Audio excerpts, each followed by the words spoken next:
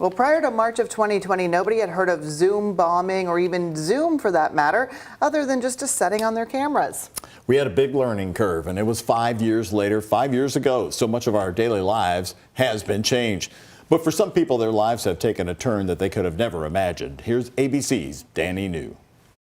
Today marks 5 years since COVID-19 was declared a pandemic, and in the half-decade since, we have seen inspiring examples of resilience and self-reflection. For Hunter Rogers in Phoenix, that was his love for making pizza. It was around COVID when, kind of everybody had a big look in the mirror. During that time, Hunter started experimenting with how to serve up a mean pie, and fast forward 5 years, he's just opened up a unique restaurant called Pizza to the Rescue, which donates 25% of its pizza sales to the dog rescue next door. That rescue was founded by his now fiancée.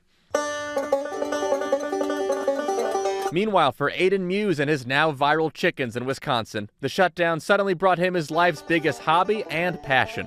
When COVID hit, my mom and dad bought me a banjo just to bring a little bit of happiness into my life. Aiden had plenty of time to practice, and 5 years later, he is touring the country as an internet-famous banjo prodigy. He usually leaves the chickens at home, though. And then in California, necessity became the mother of reinvention.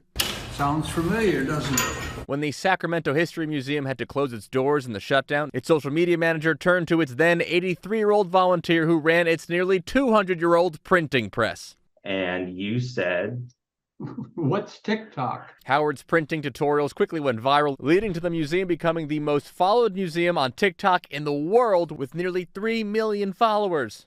We have a cut here. Of course, I'm sure these three folks still wish the shutdown never happened. But stories like these, where people could find silver linings in a dark time, will serve as part of the pandemic's legacy.